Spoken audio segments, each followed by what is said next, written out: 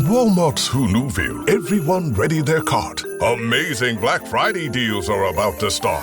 Online and in the app, such great deals to explore. Everything you love from tech, toys, and more. The days to save and the ones to remember. It's only the 25th to the 30th of November.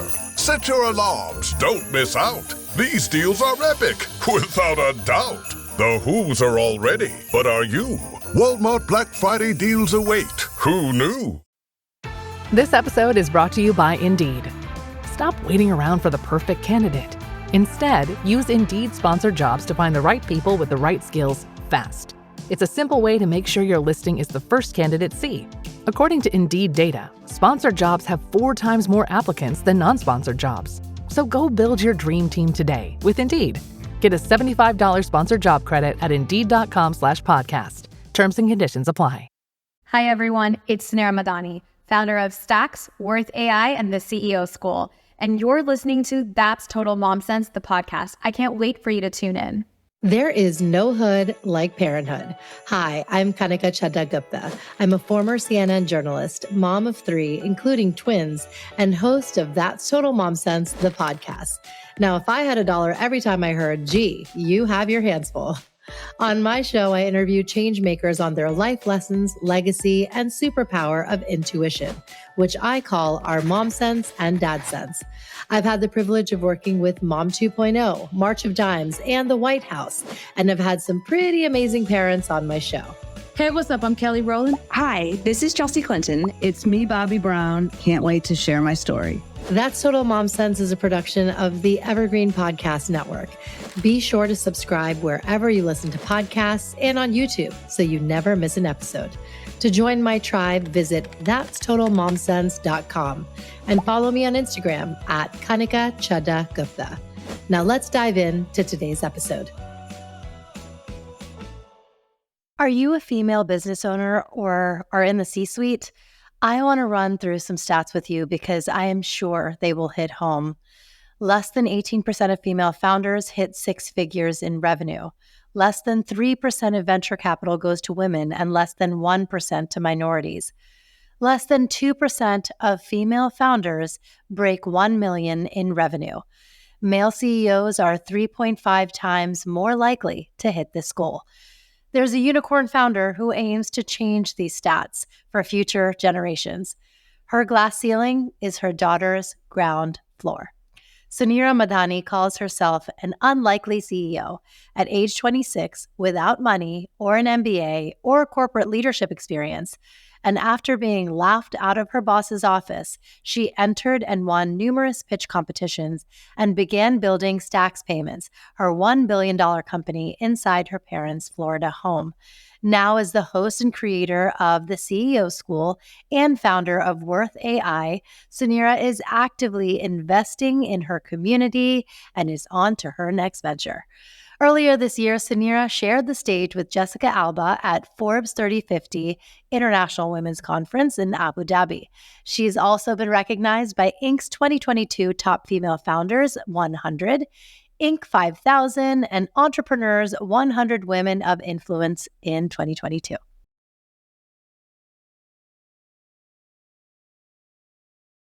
Okay, I am with Suneera Madhani, and we have become fast friends. I can't wait for the gems she's going to drop on That Total Mom Sense today. Suneera, welcome to the show. Oh my God, Kanika, I'm so excited to be here. I've been on a million business podcasts, but when business and family comes together, this is where my heart sings because I'm a girl mom of 2, and I cannot wait to talk to your incredible audience about all the things business and life. Thank you. Thank you. I love that. And there's this quote about legacy. It's where you plant seeds in a garden that you'll never see grow. But I think there's something so poetic about that. And you are definitely paying it forward for your daughters and all those in your community. So this is going to be amazing. I want to just give a shout out to Arlen Hamilton. You're going to be speaking at the Your First Million Summit. Are you super excited?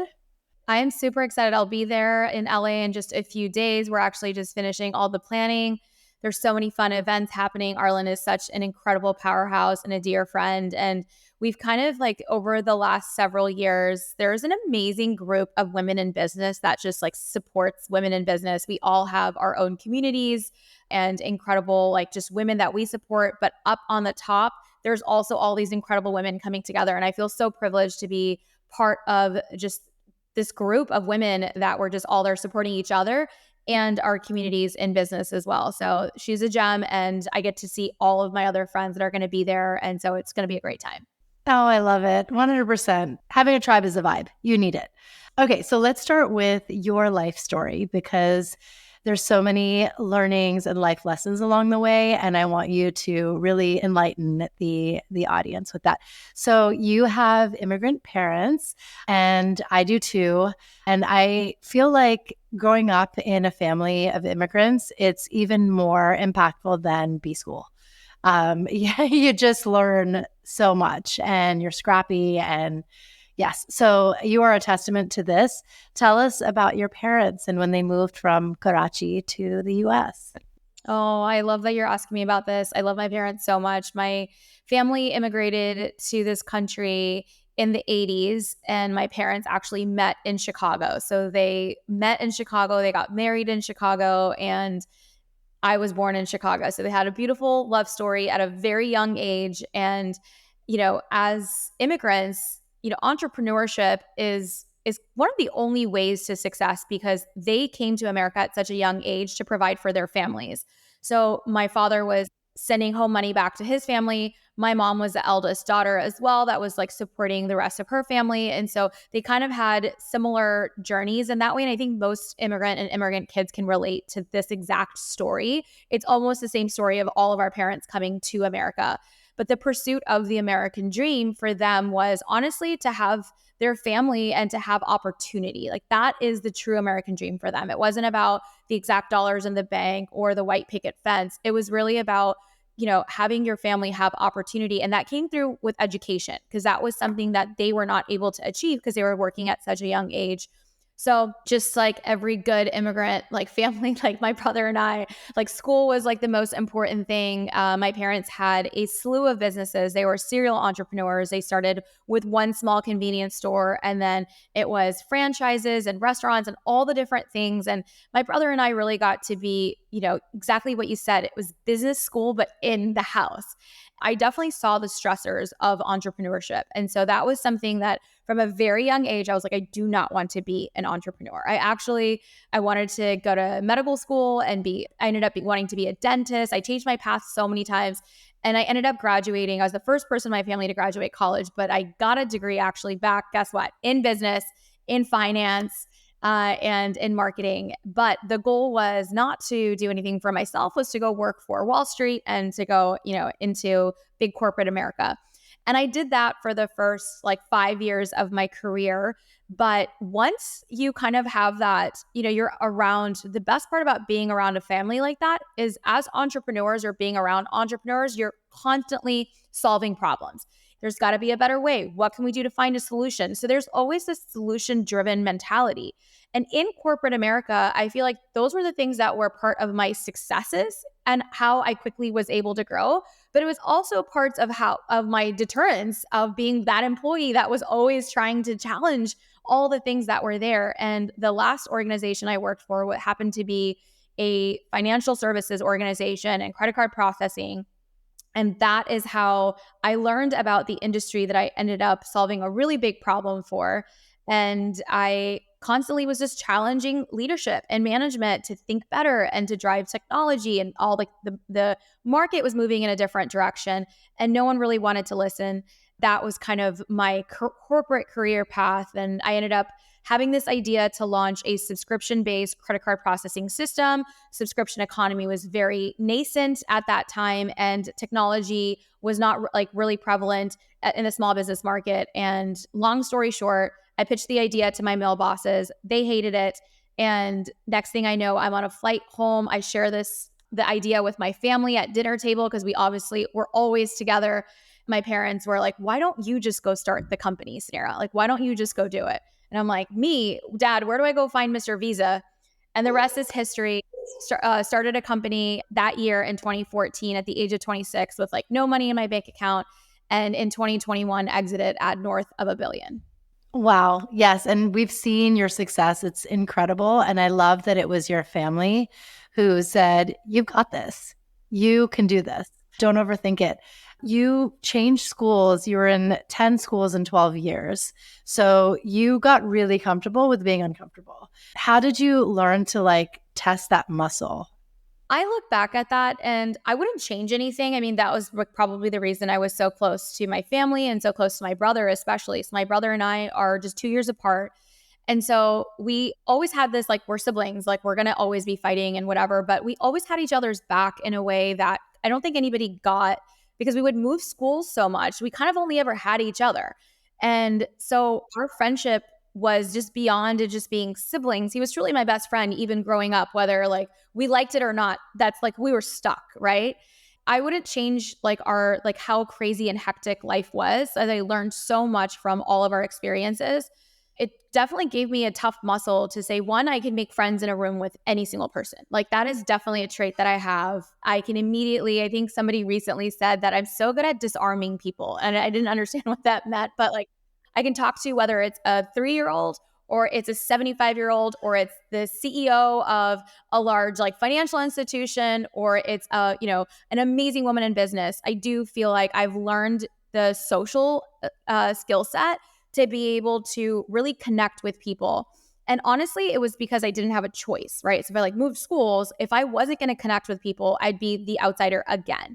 And so I learned to be funny and be charming and to listen and to like really adapt myself. And some of these traits on the opposite have had such like, I look at myself and I'm like, oh my God, like I am such a people pleaser, right? Like as a woman, like I'm there's so many tendencies as well that probably don't play into my benefit, but that's like, now we're not going to go down like the psychological like episode of Suneera Madhani here. I think your background and your history really does shape who you are, regardless, like how you grow up, where you grow up, like, and the people that you're surrounded with.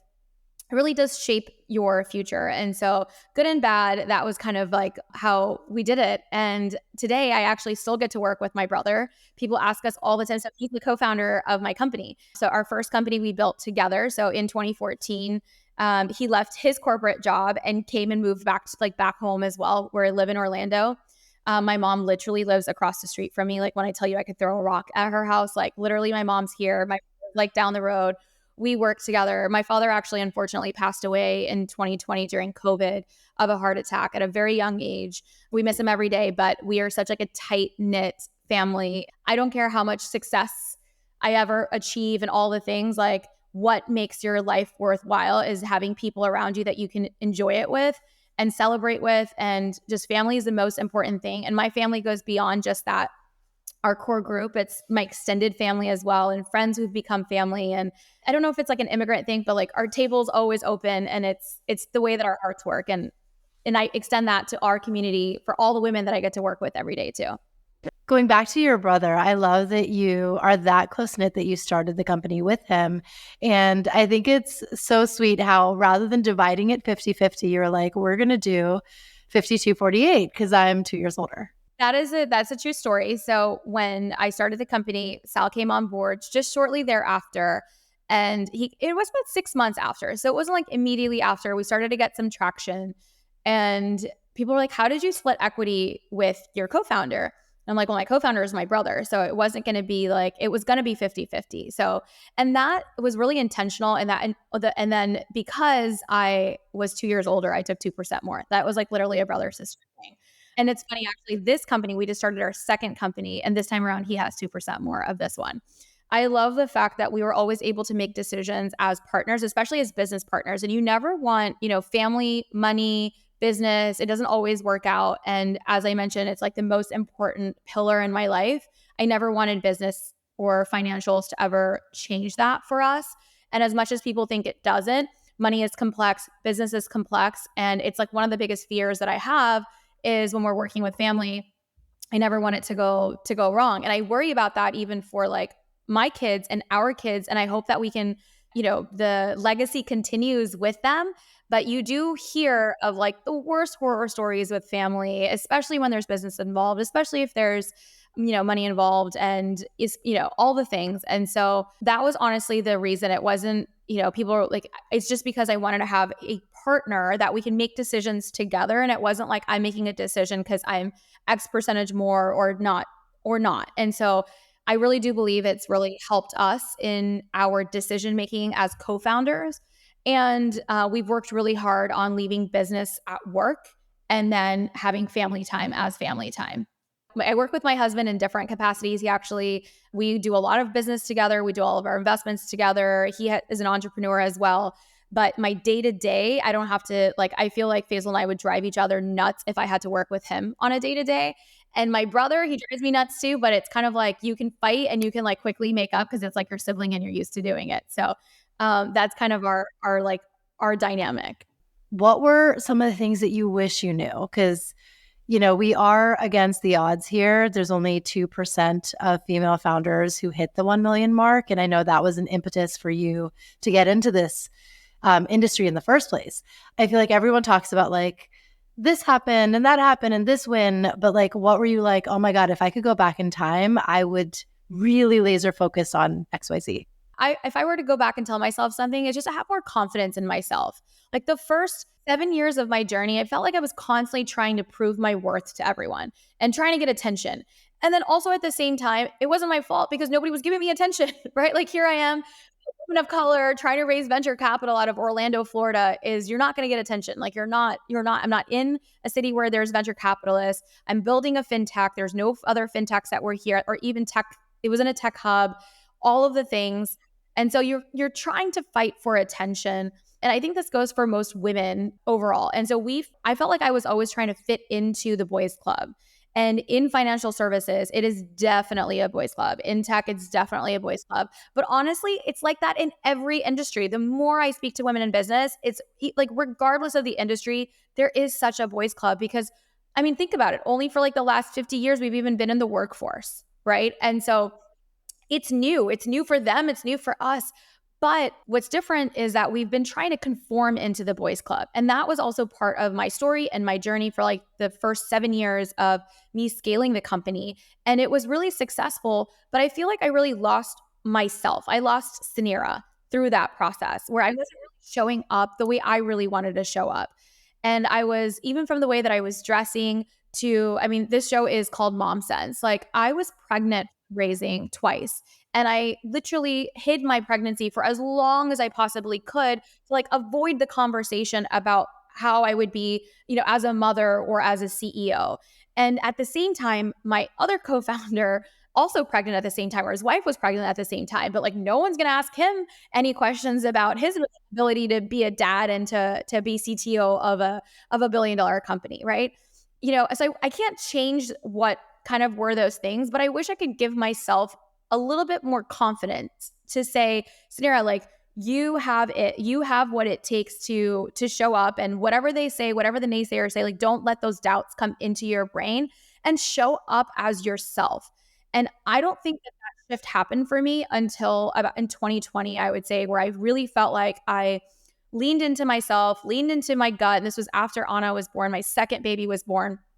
And I would literally just bring the kids to the office. Pandemic was such a change for so much of the workforce overall. But I do feel like it didn't need for that to happen. But I feel like when I finally stepped into being myself, wearing loud and pink, showing up in the way that I wanted to lead, the decisions that I wanted to make for the company, not constantly second guessing myself, I feel like that's honestly when the trajectory really took off and where we scaled from that 20 million in revenue to 100 million in revenue. And I do believe that it was all the things, but it was honestly the confidence that I needed in myself and in my decision making. But that's the only thing I would tell myself. And so if I could talk to any entrepreneur in the room today or any woman in the room today, just have a little bit more faith in yourself and stop, showing up as everybody wants you to show up. Show up as however it is that you need to show up, and really trust your instinct and your gut first over everyone else's bullshit and advice. Trust your own gut first. Yes, yes, I love that. And that's really what Mom Sense is about. I want to get into your motherhood journey, but I know on an interview you shared how you have your mind and your heart and your gut. And sometimes you have to listen to one over the other. And I love that you've always followed your instincts. And in one scenario, when you had a first offer for acquisition, you were like, oh my God, this is amazing. And any female founder, any founder would feel that way. And you were like, you know what? This is undervalued. No. And I'm so glad you stood up for that. You trusted your gut. You told your team. So yeah, are there any other scenarios business wise that you were like, I just knew like the path we needed to tread here? We got an acquisition offer. It was $17 million on the table. And we had just brought in our initial funding for the business, and our investors got really excited about this valuation. But I was like, we have so much more room to grow and to go. And I could have been convinced on the dollars, but I wasn't convinced on the partners on the other side. I could have been convinced on the dollars because that's the doubting myself of like, okay, maybe this is a great offer. But what I knew for sure that the partners on the other side were not the right partners. That's when I really stood my ground and I said, nope, we're not going to take this offer. The board was obviously very upset. We moved on. And then quickly thereafter, like the valuation went from 17 million to 50 million. We got other offers along the way. And we ended up exiting those investors out at 18 times their dollar at 200 plus million. I can name you from the smallest examples of hiring, right? When it's not like it's not, but you're constantly leaning in. Firing, right? Same thing as women. We're so empathetic. We're like the last to fire somebody. When even though it's like killing us, killing our team, all the things, and we're like, oh my God, I will take on all the pain because I just don't want to. And it's not about upsetting somebody. It's really about we're trying to find the good in everything, right? So we're always giving people the benefit.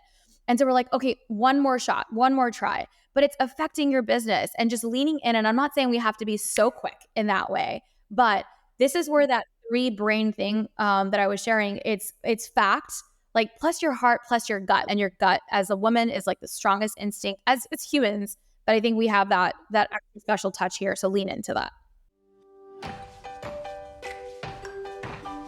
Hi, this is Kanika Chadha Gupta, television journalist, founder, and podcast host of That's Total Mom Sense. Hi, everyone. I'm Claire Goss, the Senior Manager in the Education Department of Bright Horizons, and this is Play Matters with Bright Horizons. On this weekly segment, we're double-clicking on the importance of play and how it's not just a pastime, it's crucial to learning for young children. I'm here to clear up your misconceptions about play and learning. We're going to talk about the benefits of play, the different types of play, how to encourage play even when your child says, I'm bored. So grab a notebook, the Notes app on your phone, or take some mental notes on today's takeaways and share them with your friends. Listen in because play matters. Today's segment is the power of play. Play is the universal language for children, but does it translate to learning? Oh, yeah, big time. Play really is learning for kids. All children, especially young children, are born scientists and investigators. They are ready to explore everything. And that won't, again, parents of toddlers, this won't surprise you to hear that. They are driven to learn and explore, right? And they do that through play. There's a really famous Fred Rogers quote that you may have heard. I'm going to read it so I don't goof it up. Play is often talked about as if it were a relief from serious learning. But for children, play is serious learning. Play is really the work of childhood. So that quote, we bounce that around at Bright Horizons a lot just to remind ourselves how important play really is for learning in early childhood.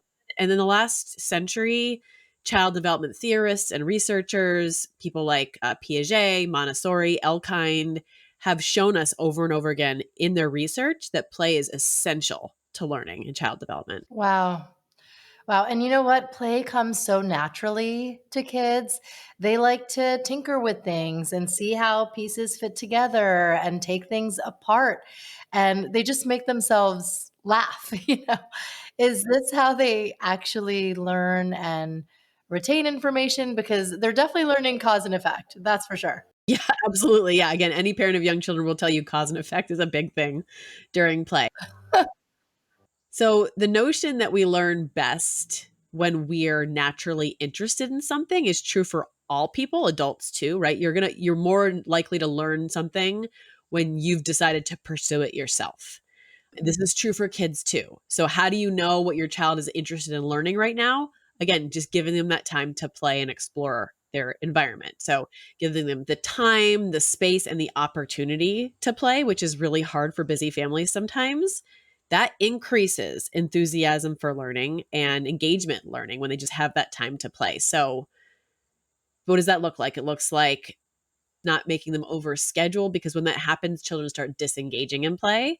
So Bright Horizons, we really prioritize that. We know that play is the primary and best vehicle for early learning and development. Back in the day when we were growing up, I mean, we were just sent outside to play. And, is that something that we can take a cue from? And it's just like, get out, use your imagination, figure it out.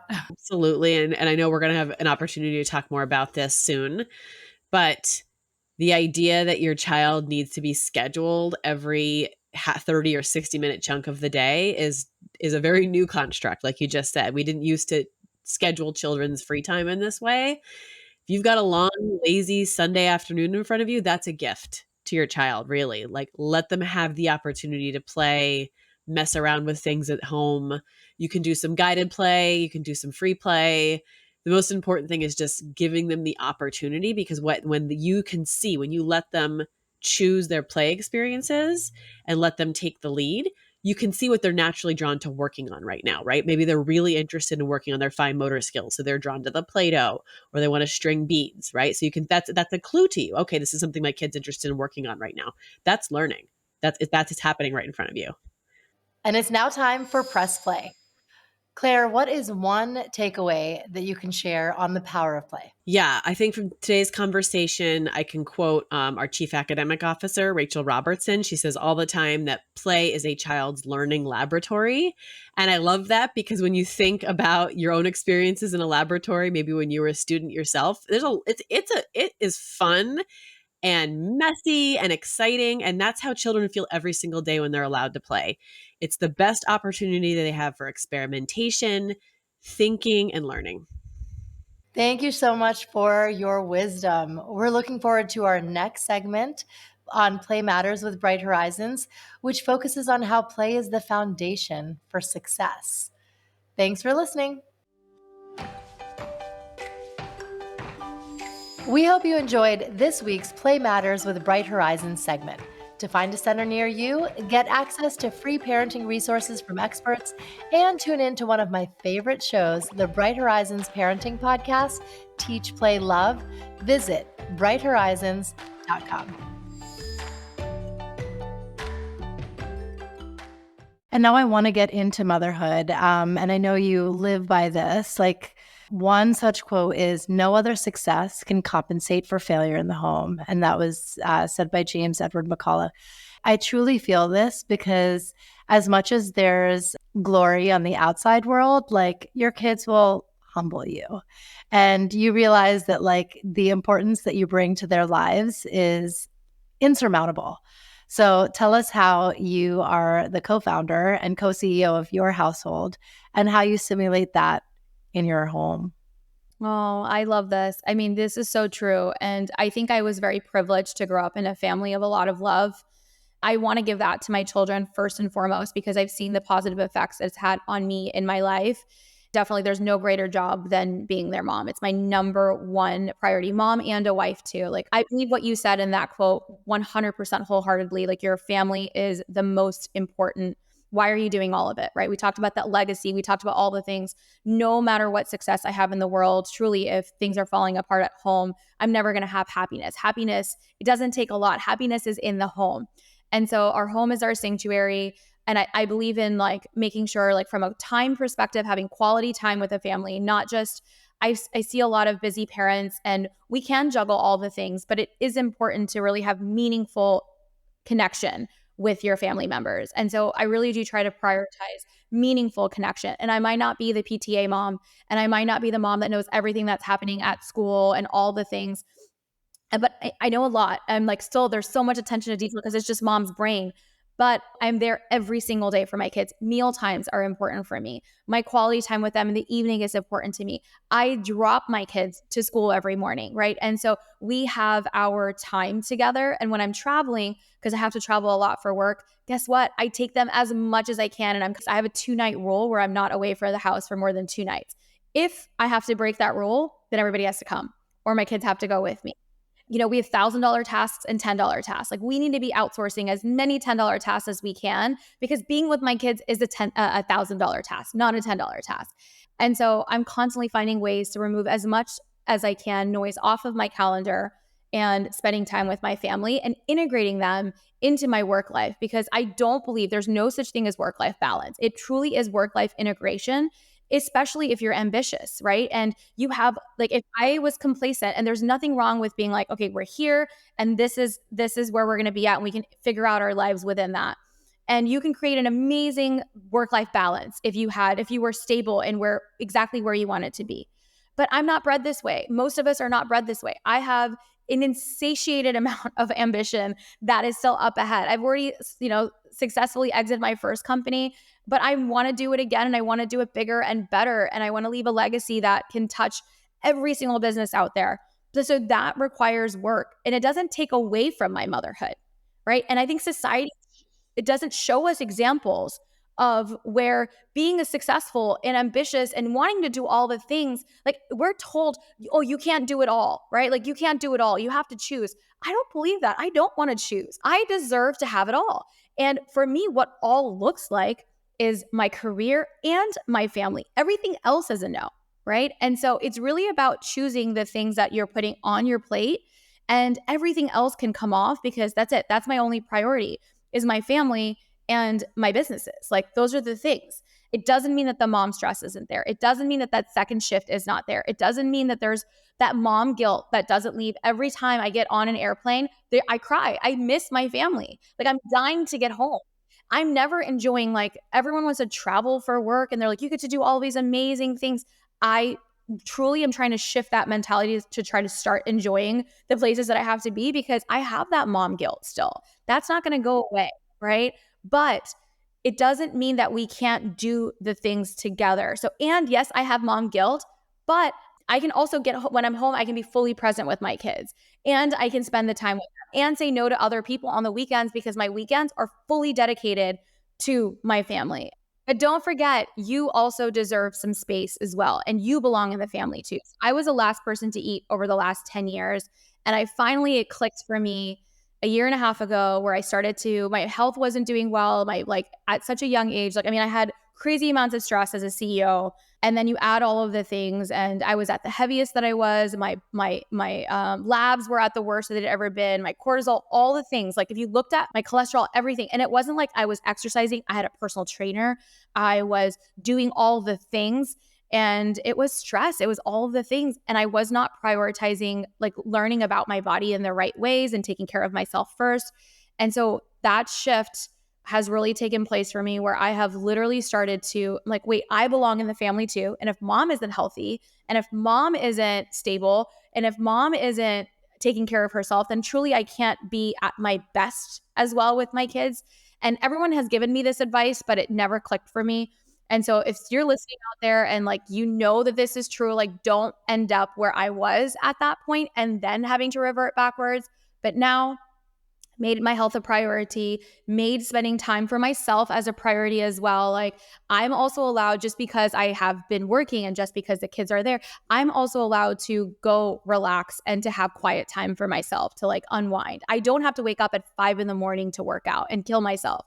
I can do it post I drop off my kids and then I can get to work at 9:30 instead of 8:30. And if I can't do that for work, then I can get to it at 5 o'clock and not feel guilty that I took 45 minutes out of my day after work and not rush home to be with the kids. So that has been a huge mental shift for me that I'm still working on.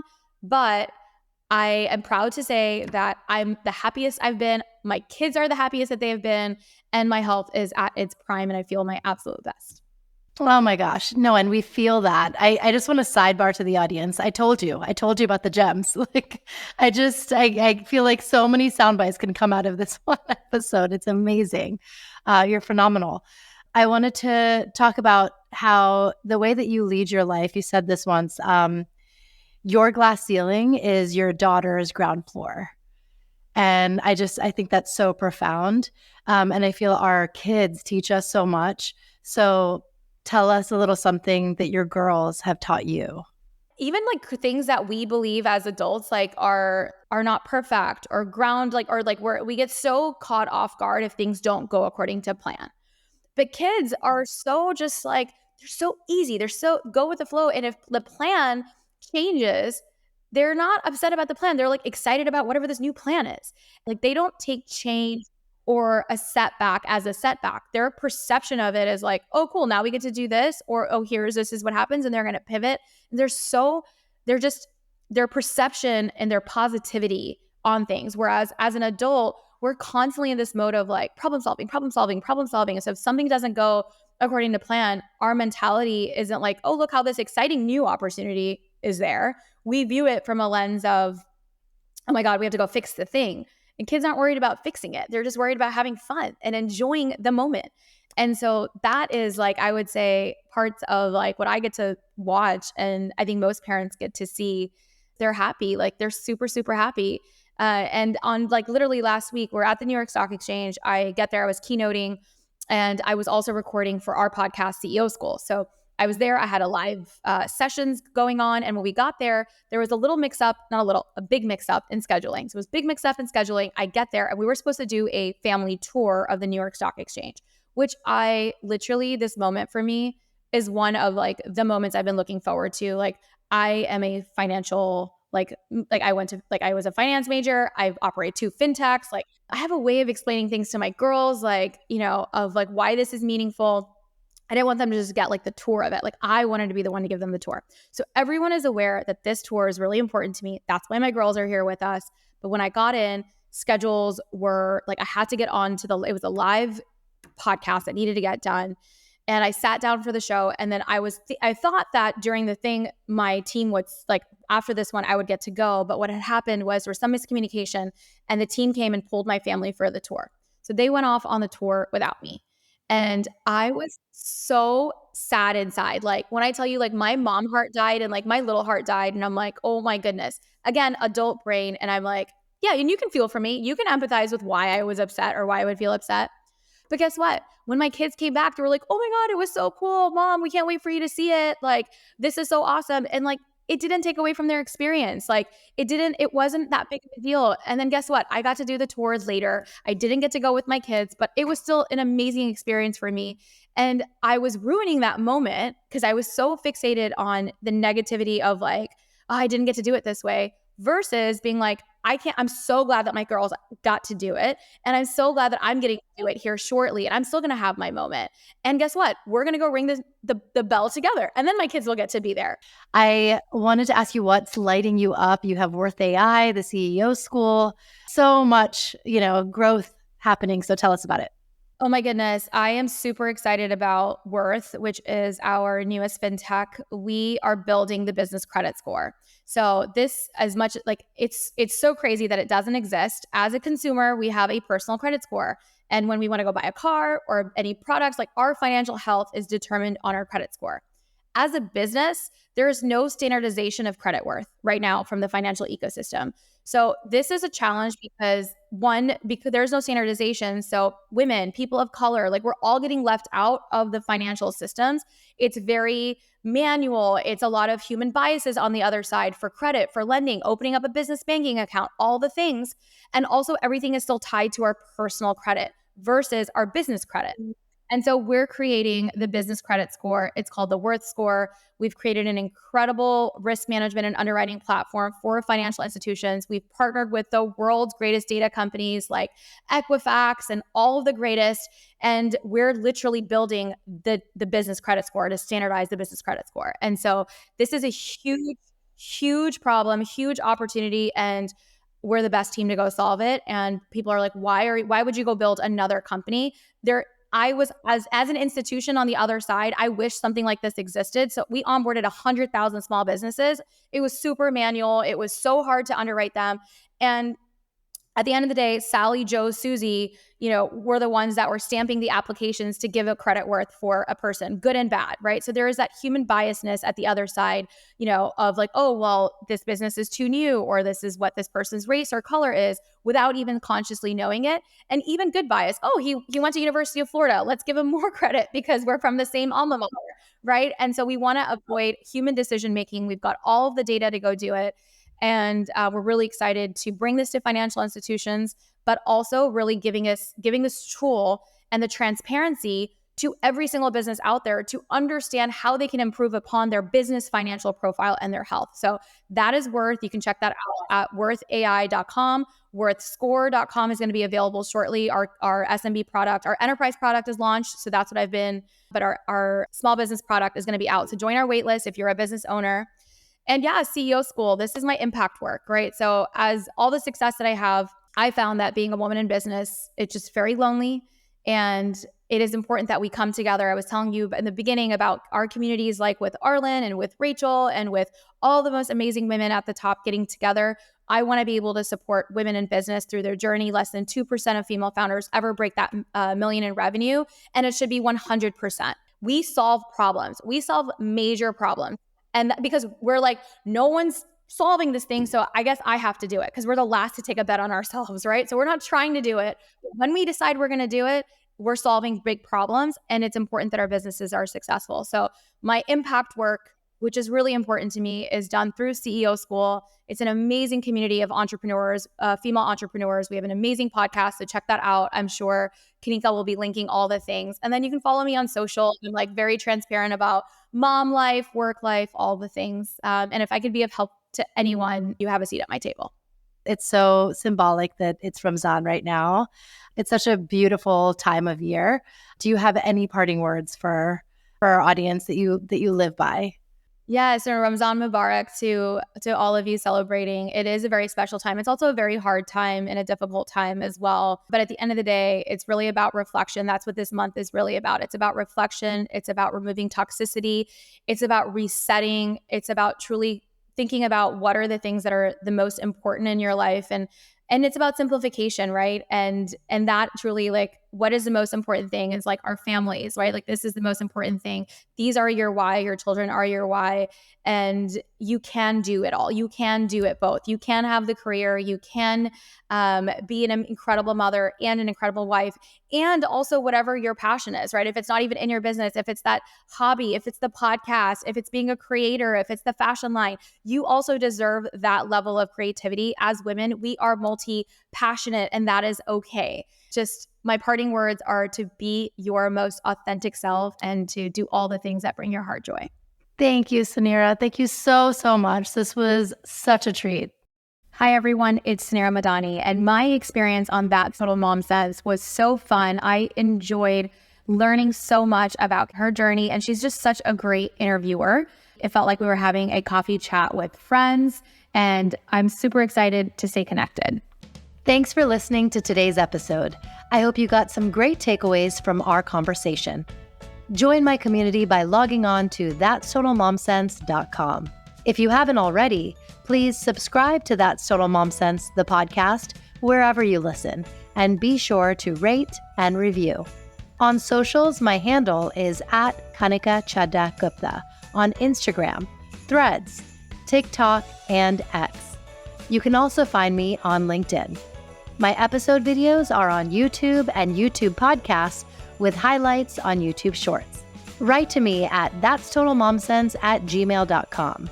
My team and I read all your pitches and feedback and are so glad to be in touch. Remember, always trust your mom sense and dad sense. Stay strong, super parents. See you soon.